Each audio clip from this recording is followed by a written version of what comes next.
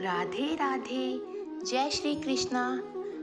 आज हम जानेंगे देवशयनी एकादशी की व्रत कथा। ये एकादशी क्यों मनाई जाती है और इसकी कथा क्या है। आषाढ़ मास के शुक्ल पक्ष की एकादशी तिथि को देवशयनी एकादशी कहा जाता है। इसी दिन से भगवान विष्णु क्षीर सागर की अनंत शैया पर गहरी नींद में चले जाते हैं। इसके बाद कार्तिक मास की एकादशी तिथि को भगवान विष्णु योग निद्रा से निकलते हैं और इसी दौरान भगवान शिव सृष्टि का संचालन करते हैं। देवशयनी एकादशी की कथा के अनुसार एक बार राजा बलि ने तीनों लोकों पर अपना अधिकार जमा लिया। यह देखकर भगवान इंद्र और अन्य देवी देवता घबरा गए और भगवान विष्णु की शरण में चले गए। सभी देवी देवताओं को परेशान देखकर भगवान विष्णु ने वामन अवतार धारण कर लिया और राजा बलि से भिक्षा मांगने जा पहुँचे। राजा बलि ने कहा, आप जो मांगना चाहते हैं मांग लीजिए। इस पर वामन देवता ने भिक्षा में 3 पग भूमि मांग ली। पहले और दूसरे पग से वामन देवता ने धरती और आकाश को पूरा संसार नाप लिया और जब तीसरे पग के लिए कोई जगह नहीं बची तो राजा बलि से वामन देवता ने पूछा कि तीसरा पग मैं कहाँ रखूं। तब राजा बलि ने अपना सर आगे कर दिया। वामन अवतार में भगवान विष्णु राजा बलि को देखकर बहुत प्रसन्न हुए और उनसे वरदान मांगने को कहा। राजा बलि ने उनसे वरदान मांगा कि आप पाताल लोक में जाकर बस जाए। राजा बलि की बात मानकर उनको पाताल में जाना पड़ा।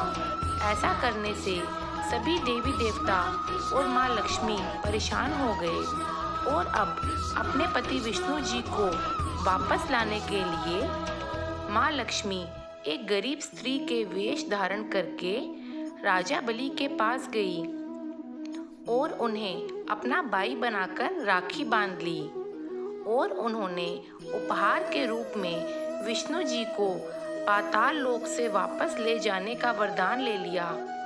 माता लक्ष्मी के साथ वापस जाते हुए भगवान विष्णु ने राजा बलि को वरदान दिया कि वह प्रत्येक वर्ष आषाढ़ शुक्ल पक्ष की एकादशी से कार्तिक मास की एकादशी तक पाताल में ही निवास करेंगे और इन 4 महीनों की अवधि को उनकी योग निद्रा माना जाएगा।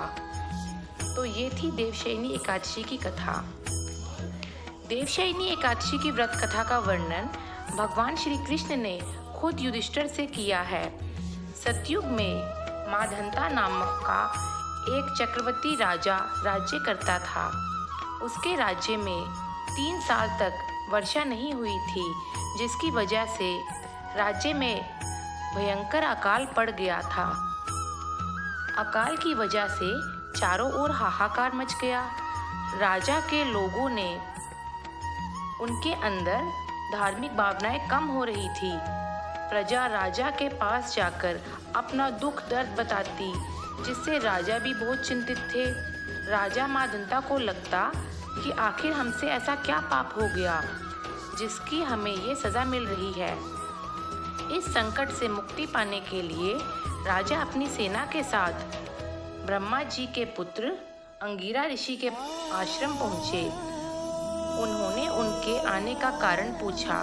तब राजा ने हाथ जोड़कर कहा, ऋषिवर, मैंने पूरी निष्ठा से धर्म का पालन किया है, फिर मेरे राज्य की ऐसी हालत क्यों है? कृपया करके मुझे इसका समाधान बताइए। अंगिरा ऋषि ने कहा, यह सतयुग है, यहाँ छोटे से पाप का भी दंड बहुत बड़ा मिलता है। अंगिरा ऋषि ने राजा को आषाढ़ मास के शुक्ल पक्ष की एकादशी का व्रत करने को कहा। अंगिरा ऋषि ने कहा, इस व्रत का फल तुम्हें जरूर मिलेगा।